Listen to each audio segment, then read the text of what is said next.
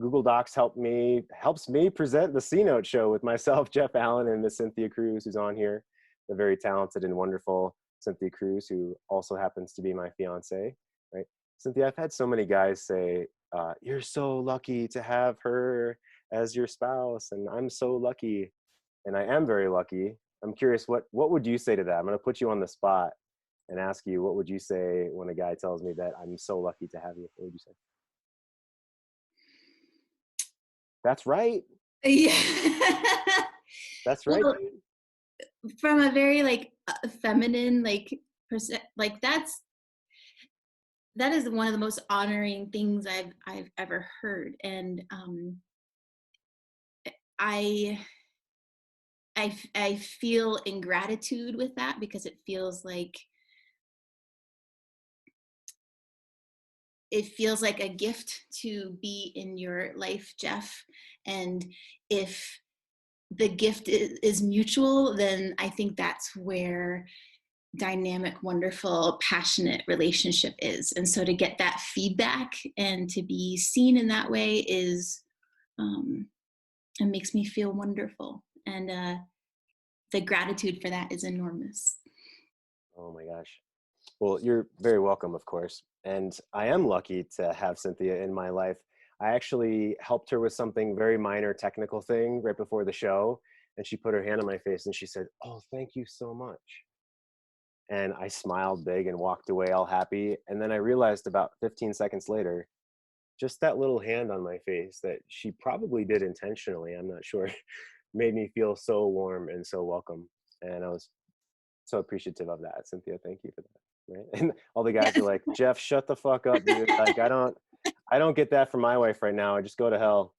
Well, the point being, so our theme of this week is trust. And a lot of guys want to know, and I'll jump back here, when will she trust me enough to blank? When will she trust me enough to have sex with me? And as it says here, we're here. This is your daily playbook, guys, for sex, confidence, and masculine leadership. The C-Note show with me and Miss Cynthia Cruz. And here we help men in relationship hell get both a man and a woman's perspective so that he can stop, bitching to his friends that it's all her fault. Because it's not all her fault. Right? It's not all your fault either, but it's definitely not all her fault. And if we recognize that, hey, I can just feel joy with step 1 or step 2 out of 10 steps of physical intimacy, like putting her hand on my face, for us, for Cynthia and myself, that's definitely, step 1 or 2. And for y'all, you may not even be at step 2. She might not even be at step 1. You might be sitting on the bottom step right now. And what we're here to do today is to metaphorically help you stand up and start dancing up and down where you are in the stairs of intimacy. So if you're at step 0, you got to dance on step 1 and step 2 once in a while to even lead the energetic and emotional relationship forward, the physicality and the emotional connection that goes along with that, and the spiritual potentially connection that goes along with that. I'll just say it's a bit of a double standard, or it's a bit of a double standard, that it's your job as a man to lead that energetic piece of your relationship if you're not in a dance already together, right? So the goal is to be in a dance together where you feed each other and fuel each other. If that's not happening, though, it's your job as a man to lead. And that's why you're here. So I congratulate every single man that's here, that you're going above and beyond. We're in the 1%, guys, in a good way. You're in the 1% in a good way of men that actually are putting their heart on the fucking table and seeing what they can do to lead their relationship forward. So kudos to you guys. Cynthia, do you want to add anything to that? I'd love to hear what you have to say. Absolutely. I was actually just thinking that yesterday. I invited a gentleman who, is in my family circle to join the Facebook group, to join in these calls. And I happen to know that he's in a relationship where, the woman in his life has said, I'm just not a sexual person anymore. And they're like in their early 70s.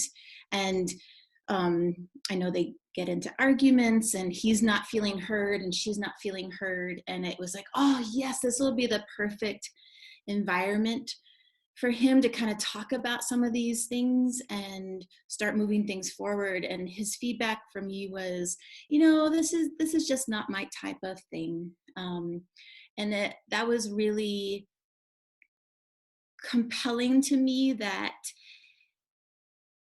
how appreciative I am to be interacting with a group of people who are not willing to just accept the status quo. They're not willing, men who are not willing to accept, yeah, we're just going to go through the emotions. Like, this is real.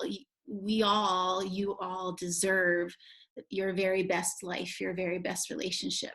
And it takes incredible strength and soul and love to demand that, proceed on that journey. And that resonates completely with me, because I've never been someone who could just say, all right, I'm unhappy, but I'm going to keep going through the emotions. So it's with deep respect and deep honor to touch in with you each day. Well, thank you for saying that. I'm not sure if you intended to say go through the emotions. I heard go through the emotions instead of go through the motions, but I think that's a really cool saying of, I'm not willing to just go through the emotions as a man. I also want physicality in my relationship, right? I hear that from men that I coach one-on-one, which is, okay, so first of all, she's really mad and I'm supposed to just kind of listen to her and it seems like everything's my fault. Well, when do we get to the next chapter here? When do we move past? How do I move past this chapter where she's seemingly just shitting on me all the time and it's all my fault and she's never loved me and she never was able to open up to me and all the things that, by the way, I heard 6 years ago at the end of my last relationship. And Cynthia and I talk about this quite a lot. We share with each other and are vulnerable, and we're going to be vulnerable with you guys. She and I met in our late 30s. Okay. I have a son now who's 16. He was 11 when I separated and divorced from my ex. And we've been through the shit, guys. Okay. And we learned this and we know where to go and how to guide men forward, not only because we've done it for ourselves, but because we've been in this field for 4 years on our own and 10 years out working with families and children in the school system and working professionally in this. So this isn't something that we just, popped up overnight. We've been doing this for a long time, helping dozens and dozens and hundreds of men. And on that note, I want to help Garth from Wayne's World in the laundry department, because he's got some lessons to learn. This is from Wayne's World too. This is about lessons. Horny. Oh, I like to have dinner every night. I love Wayne's World. So good. Dana Carvey's amazing. If you look up Wayne's World now and watch him on SNL, what is it, 30 years later now, guys? I don't even want to do the math. I don't want to do the math on how long ago that was, but in the 80s, right? So we're going on 40 years, 35 years ago. Is that true? Am I doing the math right? Oh my God, it's incredible. Cynthia, I want to ask you something in relation to our question today. We have questions from the forum, and we have questions that men ask me in my private one-on-one coaching. So our theme of this week is trust. And here are some questions that we see and I hear and you hear all the time in our coaching, which is, when will she trust me again?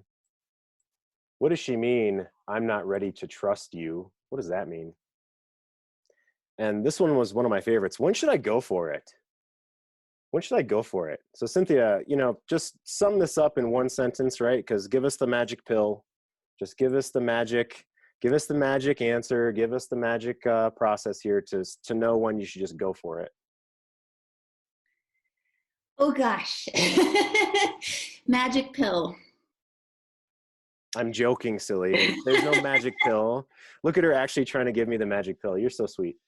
No, there is no magic pill, right? So what would you say to a man who says, when should I go for it? Well, I think there is a magic pill, but like when pills are developed, when medications develop, there's a lot of research and a lot of testing and experimenting that goes on before that. And then there isn't now. Okay, I'm in my place. There's a magic pill. Okay, I'm sorry. I'll be quiet now. So when there is steps taken up that staircase of intimacy that you talked about, and that's being built, and trust is being rebuilt, and the emotional world is becoming part of your intimacy, and small touches lead to bigger touches, then there is a moment of, when you're connected with someone and you've been building that groundwork, that there is the type of eye contact, there is the kind of touch, there is the thing that you can say to the woman in your life, like, I'm so looking forward to spending time with you this evening, I'm so looking forward to wrapping around you, you look so beautiful today. Those words, eye contact, touching her ear, touching her hair, they can be a flip the switch into sensuality and sex and connection when the groundwork and the stairs before that have been climbed and stepped upon and practiced. And that might seem like, oh man, like, fuck, that's like a lot of work. And I would say we all know that when that depth and connection and sensuality is there in intimacy with a partner, there's nothing better.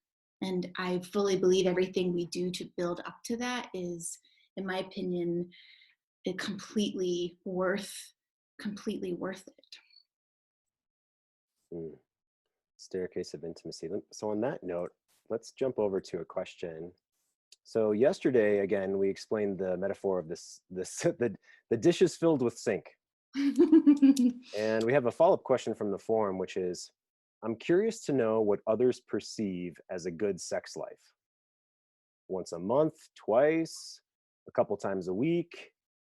Is this a trick question? Blink, wink. Okay. And then I've got some answers from the forum that I'll show from other men and leaders in the community, one of whom's name is Sven Masterson. And I know Sven, that's actually his pen name. I know Sven, he's a phenomenal leader in our community and helps men as well. Just like a lot of you that are on here, we help each other. That's the point of this, is going forward. Cynthia and I are not perfect. We don't know everything. We've just been doing this professionally for a long time and been speaking with men every day professionally for a long time. So we're good at it now, right? It's our profession, but that doesn't mean we know everything. So I want to bounce this over to Cynthia. What do you perceive as a woman means a good sex life? What does a good sex life mean to you, particularly as a woman? Well, I loved what Sven said on the forum. It was not so much quantity as quality. So I was definitely a late bloomer in my life, and didn't have sex until I was 19, and then would go through large periods of time where I didn't have partnership and I wasn't sexually active. So I got to do a lot of kind of sitting on the sidelines and observing other people's relationships. And part of that was hard because I wanted that. I wanted that connection in my life, and I was confused by why I wasn't getting it. But another part was really good because I was watching how with some couples, even in like their 20s and early 30s, sex became kind of a routine and just something taken for granted. And it was like, well, of course we have sex. And for me, being in my feminine energy, I never wanted to take sex for granted. It's not like I never thought it was like it's just a right that I get to have. It's something that I get to share with someone, and that's a huge gift.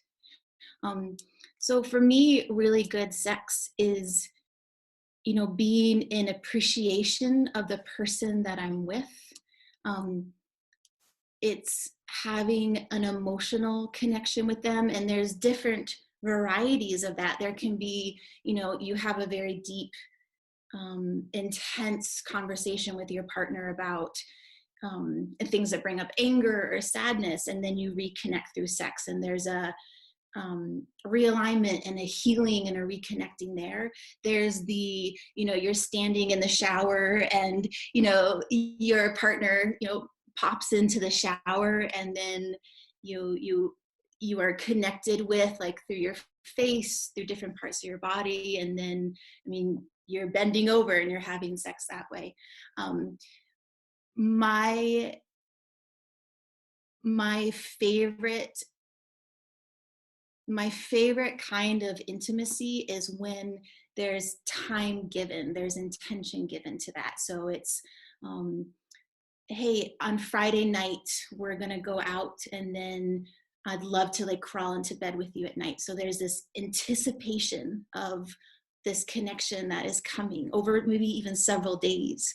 And there is a slowness and leading up to that as you connect verbally over dinner, and there's small touches, and even crawling into bed, there's a slowness and a moving into, so that I can fully be open to my partner. um, to me, that's my favorite, because then I feel like I'm being fully present with the person I'm with and fully honoring them. And that's really important to me. And I feel like that's a really important part of a sex life. So, Oh my gosh. So let me flip the coin over and ask, what is not a good idea for a man to do? This question of when should I go for it, right? Maybe I'm on the staircase at the bottom end. I'm on in like the 1, 2, 3, 4 range, and I'm hoping for penis and vagina, right? I'm hoping for penis and vagina. So let's call that step 10. I mean, I don't know about you guys. It doesn't have to be step 10. By the way, there's other step 10s, right? There's a step 11. But let's just call for those that aren't my colleague Dennis Collins, and he knows what I mean. Dennis Collins really likes a lot of kinky shit. We'll talk about that on another episode. We'll highlight him. But let's say penis and vagina is step 10, and guys are in step like 1 through 4. What's a really bad idea when that's the case, Cynthia? well, I wouldn't frame it as like a bad idea, right? Because we're always coming from our most real, authentic place. And if you as a man are wanting to connect with your woman, and it's like, okay, let's connect physically so that we can be together and in union, that is authentic and real, and what you're wanting to give and partake in. um, the thing that's tough for me is, if, let's say, because I'm in the feminine place, I connect first more through verbal intimacy and feeling that it's okay to be safe to have my emotions.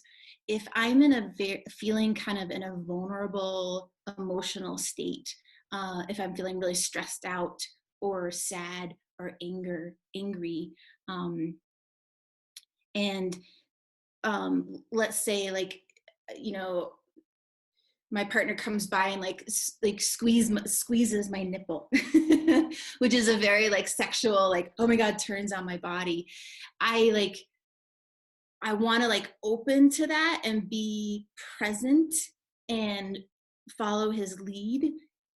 And at the same time, it's really startling because I've been in a very more internal place.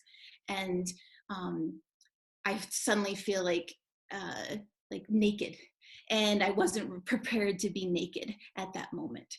So there's a like um, inviting, like, on those stairs of intimacy. There's so many levels before, like, squeezing the nipple, that are like opening your woman's body and inviting her trust, and inviting her to let down her like control and guards, and really, really, surrender to you. Because there's so many different kinds of sex, and so many different energies we can play with.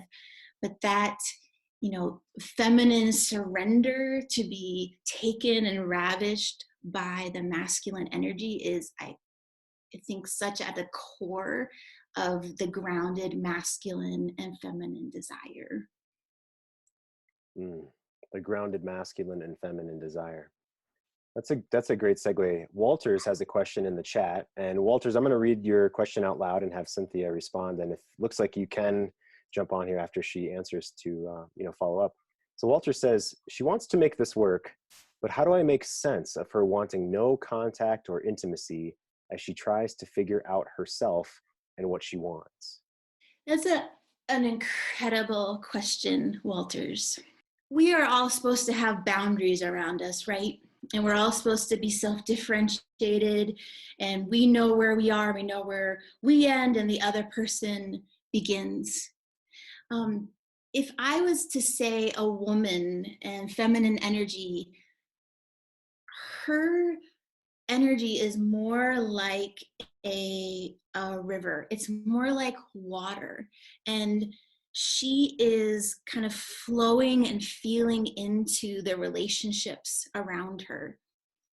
This is a really wonderful energy to have. And you probably experience that in the women in your lives. That you can tell when she's kind of in flow and curving into you and creative and a little like wild sometimes, and kind of like the water. It can be choppy and it can be still, which is great.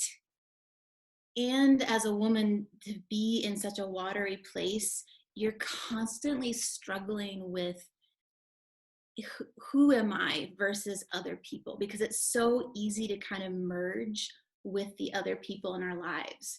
It's so easy. And I say this even as someone who's done like decades of personal work. It's so easy for me to like kind of lose my identity in my relationship if I'm really kind of flowing along, because I can feel the other person and their wants and desires. So if a woman's really struggled to know herself in a relationship, her unskilled, because she's practicing, way of going, okay, who am I? How can I really get clear on who I am, is to pull and have some personal space. And that's not a bad thing.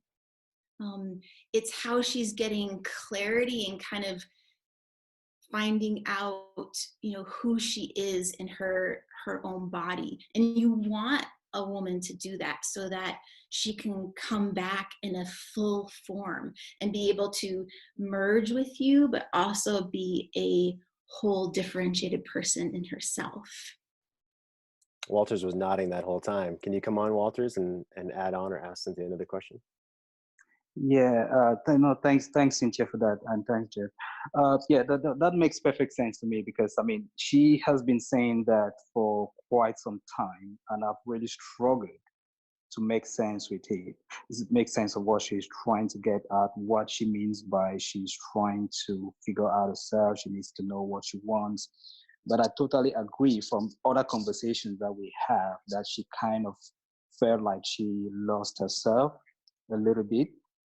And particularly as she's had to try to change maybe some of her behavior and how she relates with people, partly maybe to accommodate maybe my past needy kind of behavior.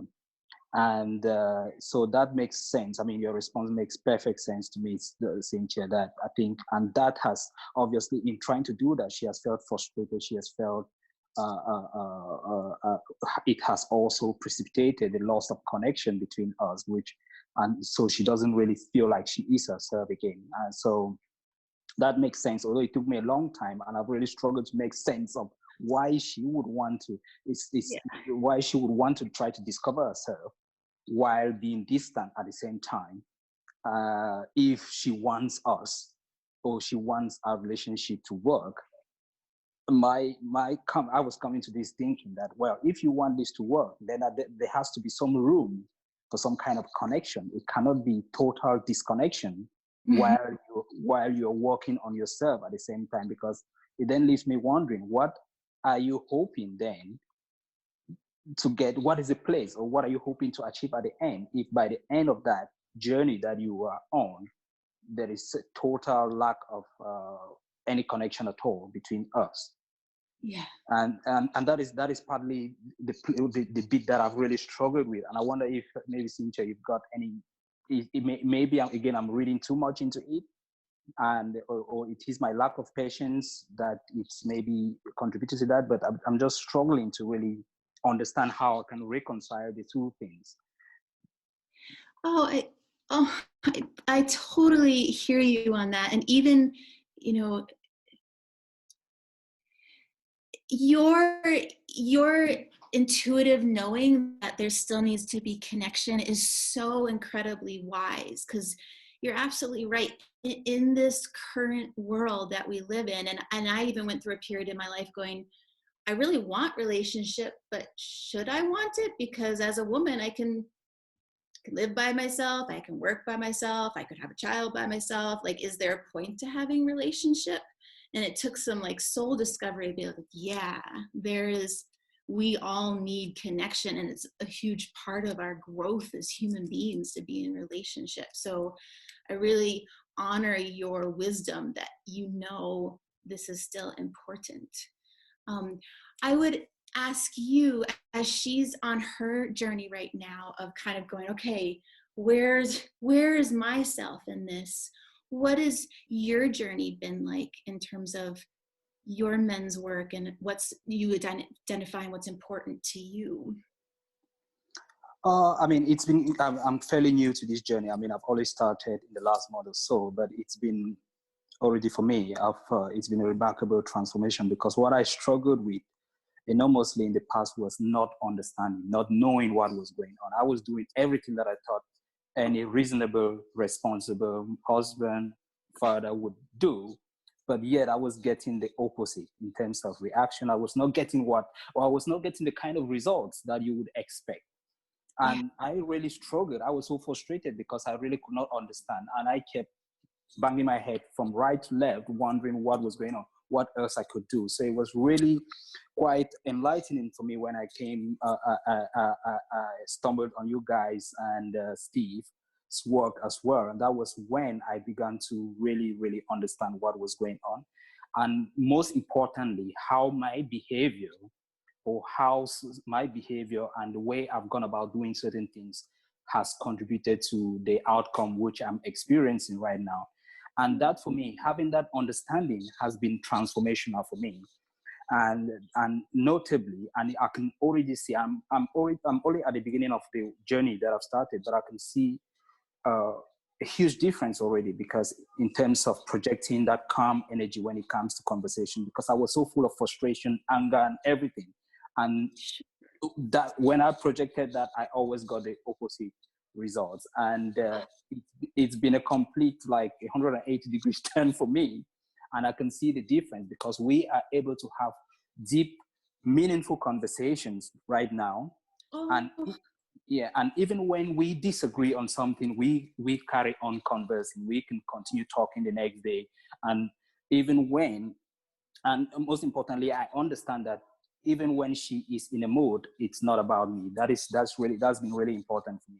And I can let her be, and we would carry on having conversations. We've been able to have conversations, and I've been able to understand certain things about her. Even the initial question that I asked, I couldn't a couple of months ago even get that out of her, which was part of my frustration, because I am someone who was like, I want to get things done. I want to sort things out. I want to just, and not being able to have something to work on was quite frustrating for me.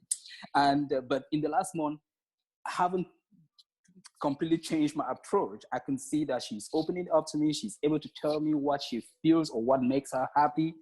I mean, things which, if I had asked her a month or so ago, she would not have told me.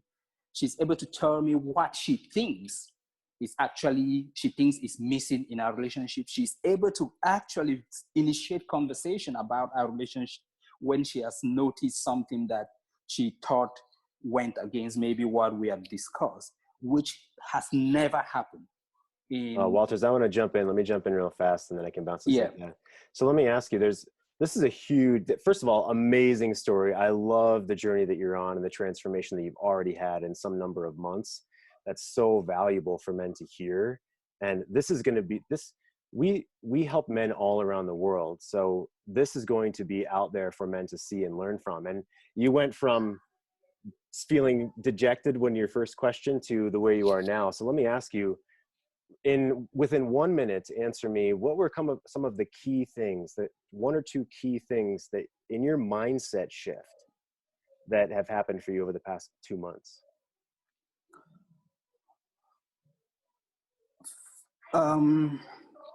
I think the first thing is not taking her reactions personally. That has been very important. And secondly, thinking about how I how I show up in the relationship, in terms of the kind of energy that I project in the relationship. I think those are the two real fundamental things that have really caused the shift. So how do you project? Because you actually said that you tried doing that at first and you were getting the opposite.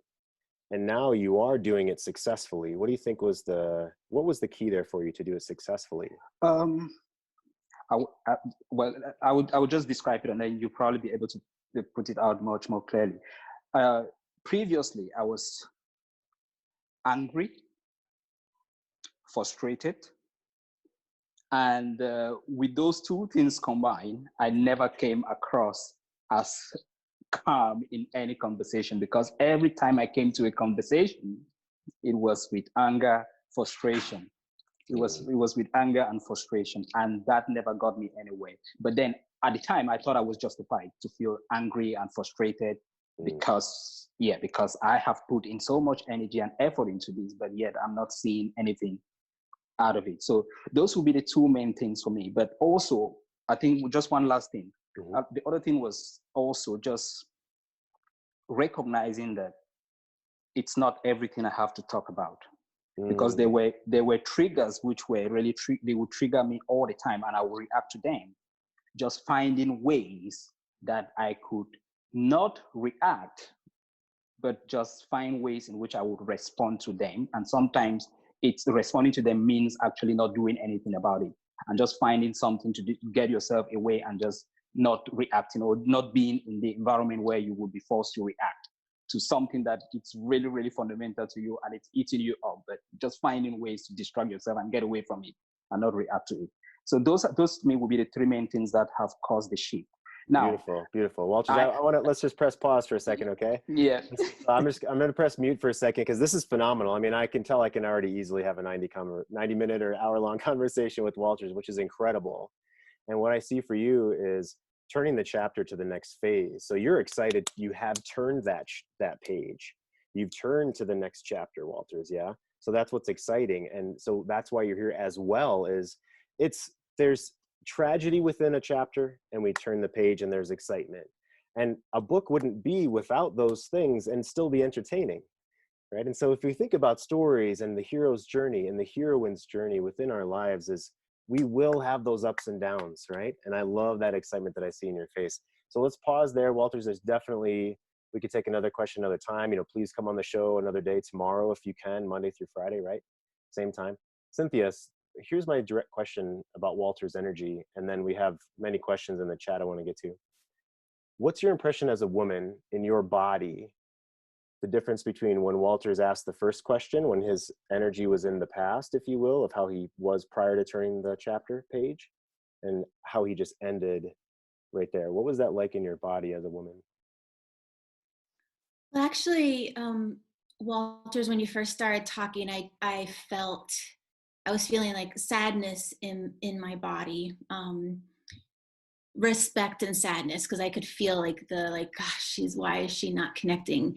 And then as you started moving into your own energy as a man and what you're doing, what's important to you, and the positivity and the radiant light from you, I was really attracted to you just as a man, as a masculine presence, and just wanted to hear more. And I wanted to hear so much about your vision for relationship.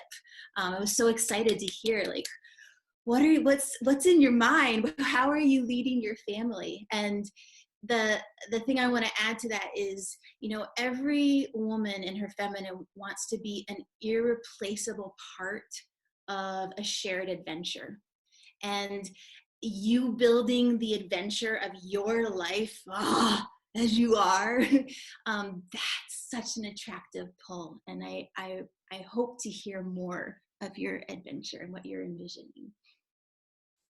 So let me segue that into, there's two questions I want to put together from the chat. One is, how does one get their partner to do the work of personal growth to assist moving towards reconciliation? That's Patrick. So how do we get her to do her shit, right? That's what we're asking Patrick. And then Randy asked, my wife and I haven't been intimate for a while. She says we are not making an emotional connection. Help me start at the bottom of the stair step. We have a lot of dishes in the sink, a lot of dirty dishes in the sink. And so let me preface, and then I'll bounce it to Cynthia. One thing I was really feeling into when Walters was speaking too, and Randy, I've seen you've been on here, more than just today, which is phenomenal. Welcome, and same with you, Patrick. Is that there's three entities involved here. There's you, there's her, and then there's the relationship. Okay. So you being angry, upset, that was my story, Walter, 6 years ago. I had the Hulk inside of me that I didn't know how to control. And now I do. Now I know when it's arising and I know how to take care of it. Like you were just saying, most of the time is you don't have to engage with her. The doing something is doing your own somewhere else. But so there's you with your work. There's her when she wants space, she wants to find herself. She's on this journey with herself, her own internal journey or external journey. And then there's the relationship. Okay. So within the relationship, I say no, that you can't help facilitate that. Meaning, yes, you can. That was a double negative. Yes, you can help facilitate the physicality in the relationship. And we'll talk about some of that. Cynthia and I are actually planning on doing a free video giveaway on that exact topic. We decided that yesterday. We're going to be shooting that in the next 2 weeks. It's going to be a giveaway, a 10-minute probably or more sit down on the couch with Cynthia and I. We're going to talk specifically how to go from step 1, 2, 3 up the staircase to where you can reach in physical intimacy. Of course, there's emotional. So her work doesn't mean that she should or should not be physical with you, because some women, by the way, will still have sex with a man when they're not emotionally connected, just to kind of keep him happy and the status quo, because they don't want to rock the boat. Most women won't. But then what happens when she's not trying to initiate any physicality together is also part of Walter's question. She's wanting this for herself, and I as a man didn't have this framework at all in the past. There's you, there's her, and there's the relationship. When you think about it that way, it makes a hell of a lot more sense, at least in my mind and in the minds of the men that I speak with. So Cynthia, help me start at the bottom of the stair step from a feminine point of view, from your point of view. We have a lot of dishes in the sink. How do we help facilitate her with her own personal growth? And how do we dance on the first few stairs of physical intimacy together? I was curious because every couple's intimacy is different and every person's invite is different. I didn't know if, say 6 months ago, Randy was thinking about how he tried to invite his wife into more intimacy, and maybe she was totally blocked off. I didn't know what that looked like at all. Okay, I have a client right now who is in this exact scenario. He's in his early 50s. They have 2 boys. The second one is 17, still in the house. He just turned 17. And this gentleman, his name is Jason. He's trying to they hold hands. They still sleep in the same bed, but she has said that she's no longer really interested in sex. And really, through our last conversation, the most sensual thing that he can talk about with her is her mystery novels that she reads. And so he's tried, let me give you how he has moved up a couple of steps on the stairs from 1 to 2 to 3, let's say. He's held out his hand and asked her to put her hand in his leadership. He's asked her to, hey, let's come sit over here by the window for coffee. This looks beautiful. And leading her into another space. Okay? Those are some small things that she was rejecting before, but she's happily doing now. She actually questioned them a couple of months ago, but she's just happily following his lead now. So that's moved on to him asking, They still hug, but it's not intimate. They still peck, but it's not passionate. And so right now he's asking her, I prompt from my prompting, from my coaching, to ask her about her mystery novels, because that's the Mhm. most sensual thing that she gets into. So I asked something like, you can kind of jump up a couple stairs. Hey, is there any sex in those novels that you read? Right? And you see the wry smile, like, I don't really care what she says in response. I'm just playing, I'm dancing, I'm having fun. I'm not saying, well, in your novels, is there sex? Because you're not having sex with me, and I can't believe, right, Walters? That would have been us like 6 years ago. You're reading about sex in your novels, but we're not having sex. What the? And then you're just shit show. But he's like, is there sex in those novels that you read? And she said, no, and turned away. Right? Okay. So the next step, so that was too many stairs, right? That was too many stairs. So, okay, let's come back. What about the words anticipation or surprise or camaraderie or partnership or teammates or fun or adventure? Any one of those words is not as many jumps, not as many stairs to jump on the steps of verbal, emotional, insinuating physical intimacy. So that's the next step for him. So Cynthia, if I give you that response, let's assume that's the scenario, and it's probably not too far off. Go ahead and what do you think about that? What would you do next if you were Randy or Jason? I love, Jeff, what you said about anticipation. And a woman in her deepest, most grounded feminine place wants to be in your lead.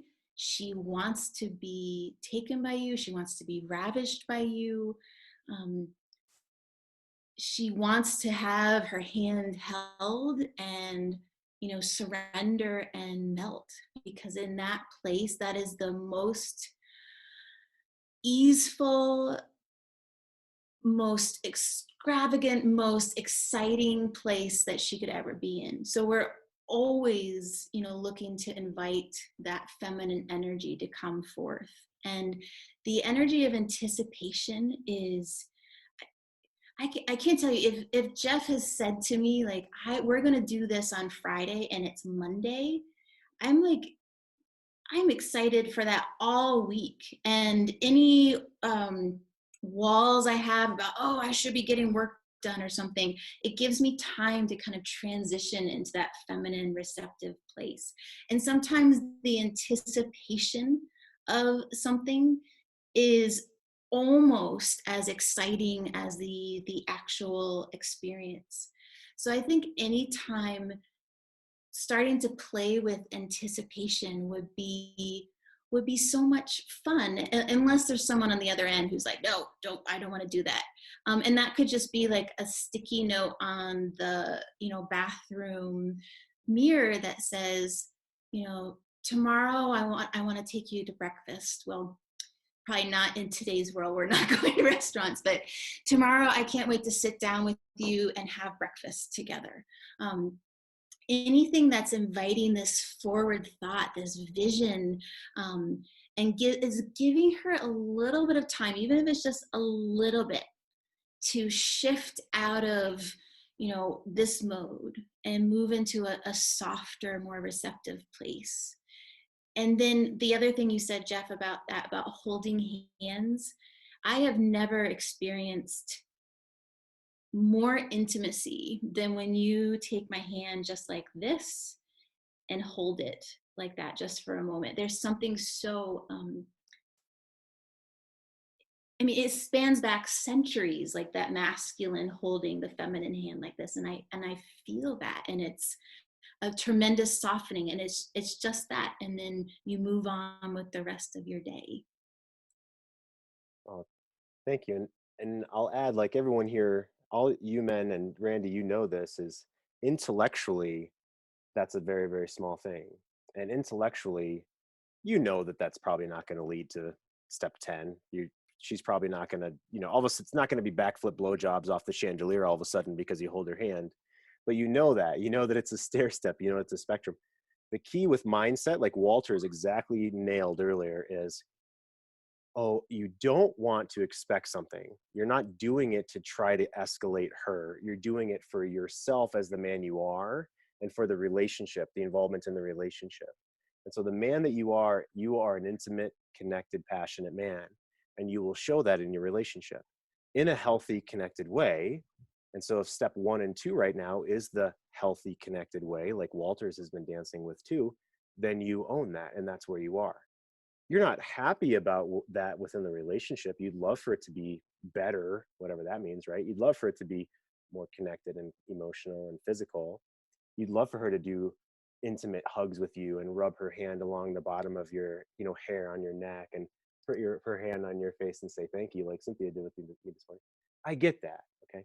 And we are where we are. So we can be like I was, like Walter was, we can be pissed off and blow the bridge up, right? Or we can realize that this is where we are, and all that I want is to put my love into her little tips of her fingers right now, regardless of how she receives it.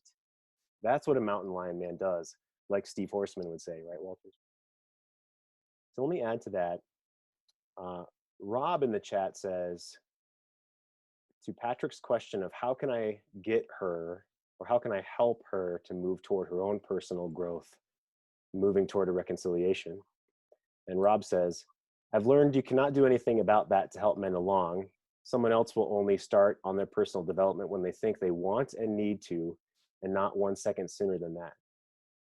So Rob, I agree with you that they're not going to start it 1 second before they believe that they want to or need to. And we can influence that, right? We can influence if they want to. If like Walters and I in the past, if I come across like a dick and I'm angry and I'm always pissed off and I'm bitching and complaining, if I'm a little boy, if I sit down on the bottom of the steps and complain that I'm not getting my dick touched, mommy's not touching my penis, that's really not a turn on, right? Like mommy's not, gross. That's what it comes across as. That's what it comes across as. We don't want that. What we want to do is lead and know for ourselves that we will have that passion in our life one way or the other.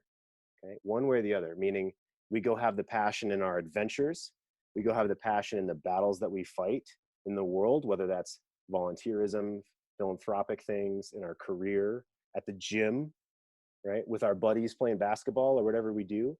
And she's the beauty that we want to behold in our life. So we're going to have this amazing life. And yeah, we need to have relationship discussions. And that's a whole nother hour we could certainly talk about, of how to have those expectations, let's say, or those visions of where we're going together. That's a little bit more advanced conversation, guys, we can certainly have. And I'll make note of that, and we'll talk about that upcoming in another episode.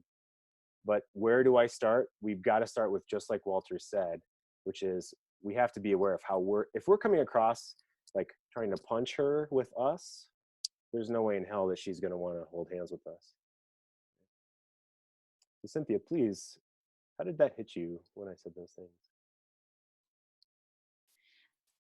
I think that the thing was actually going through my mind was, and this is alluding to what you said, further, our next meeting could be about. When you and I first started dating, Jeff, there was a time when you invited me over and you were making dinner, and I actually had a talk the next day that I was preparing for, and I get really nervous and like, oh, I have to be perfectly prepared and controlled, and I knew that you also facilitated groups. So I was like, oh, it's totally, I don't feel like I can go to dinner. I need to prepare. And I'm sure Jeff would understand because he facilitates groups too, and he totally gets it. And I called you and you were in the grocery store line. I was like, I can't, I need to be prepared for this. I have to do this. And consequent conversations after that, you were very warm and connected, and also very clear with me that the kind of relationship you want to be in, and the kind of man you want to be in a relationship with, and the kind of woman you want does not cancel at the last minute. And you kind of held out a vision for me of what was your values and what was important for you. And that was really hard to hear. And at the same time, your boundary around that in what you wanted as a man was a very compelling force. It made me look at myself and how I handle things like that. And I wasn't thinking I needed to change anything about that. But your vision of relationship, of connection, and people spending time over dinner and not getting super obsessed about things was like, okay, I want to do my work to be better at this. And I want to be with a man who holds the vision of this kind of life. Because ultimately that's what I wanted too. That's the kind of balance in life that I wanted. But your boundary and your vision and your holding of yourself was incredibly powerful. Well, thank you for that story. Uh, I absolutely remember that, which was funny. I was scanning the turkey, the ground turkey, because she can't. There's certain foods that Cynthia can't eat, right, because of allergies. So I found this ground turkey, and I'm scanning it, and that's right when the cancellation came in. Right, I'm about to buy this and go home and start cooking, and she's gonna come over, and she cancels at the last minute. Now, I could have tried to argue or been mad about it. That wouldn't be a good idea. By the way, guys, I had been doing my own work for probably 8 or 9 months prior to meeting Cynthia. So I could talk about my past relationship. That's a whole story. There's a lot of fun learnings there as well. I could talk about the ending of my past, but it's been about 8 months, 9 months. I've been working on this, and then started dating Cynthia. So I'm not saying that it was perfect in my head. I mean, I was upset. I was sad, disappointed, but I understood. And then I realized this is a boundary for me that I'm going to need to bring up in what I call the 24/7 rule. And that doesn't mean anytime, any day. The 24/7 rule for me is longer than 24 hours from now, or at least after we sleep, at least after I sleep, within 7 days, no longer than 7 days. So more than an evening, more than 24 hours, and less than 7 days, I'm going to bring up this thing that's it's not abusive, which I would stop immediately. It's not a safety issue like your child running into the street. You just need to grab their arm. It's a safety issue. It's not an abuse or safety issue, but it did cross a boundary for me. So the next time we got together, we had, a great date. I took her out. I actually went into a romantic place in our now both of our backyard now, and we sat in a tree in the backyard because I like to climb little trees and stuff. It's fun. It's like a tree fort tree almost. You could put a tree fort in there 4 feet off the ground. And that's when I brought it up. I said, I love our relationship and how this is going. And there's a concern for me because I want to be with someone who's going to follow through and not cancel at the last minute if it's not an emergency. And I want great things for us, and I love being with you, but that cannot continue to happen. And I put a period on the end of the sentence, and I shut up. And I just I held compassion in my face and in my body, and I just allowed Cynthia to respond whenever she wanted to respond. You remember that moment, Cynthia? Yeah. So it seems like it went well, guys. I mean, I don't know. You tell me. Like, and she could have, by the way, I'll just say, she could have said, who are you to tell me that I shouldn't do work? And my work was so important to me. Like, you're an asshole for telling me. So I could have said the same exact thing, and she could have reacted in a different way. And guess what? Then we wouldn't have continued to date. And that's fine. And I know that it's like, oh, okay, Jeff, yeah, it's easier at the beginning of the relationship. Well, yeah, it's easier after you turn the page on a new chapter too. Right? It's easier after you delineate that in your life when you think, I don't want to be that man anymore. I'm going to be this new man moving forward. And here's my mindset. Here's how I'm going to dance up the stairs of intimacy, emotional and physical. Here's my own work that I'm going to do in journaling and meditation. And I'm going to come on and talk with Cynthia and Jeff to make sure that I'm kicking ass or to learn how to take that first step. It's 12:02. Cynthia, do you have any closing words for us today? Sure. That was such a huge moment, and it's kind of ties in the idea that you have these feminine women in their lives that are this watery energy, and no matter how much they've kind of holed up and trying to block themselves, in their core, that's who they are. And when you as a man set a loving and kind and envisioned boundary, it's like you put a stake in the middle of the ocean. And however she's kind of moving and thrashing around, that boundary is like she can hold on to, and it's something she can push against and she can push against. And so what Jeff did in that instance was he really, in my ocean, set a boundary that wasn't comfortable, but it gave me something to hold on and push against. And I fully respected that. And it really invited me into a new level of intimacy, which I really appreciate. So your boundaries, your vision of what is you intuitively gut know is best for you and another person in this third entity is a gift. It's I want to call it like a divine presence, no matter how the other person reacts to it. And I truly thank you for doing that with yourself and the other people in your lives. Oh, Cynthia, thank you. And you can push against my stick anytime that you want, you know, anytime you want to push against my stick like that.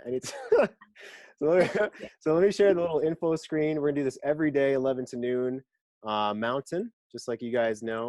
And you can certainly, how do you get a question? You can call in like you are now, and you get a link at our website, greatmenmovemountains.com/cnote.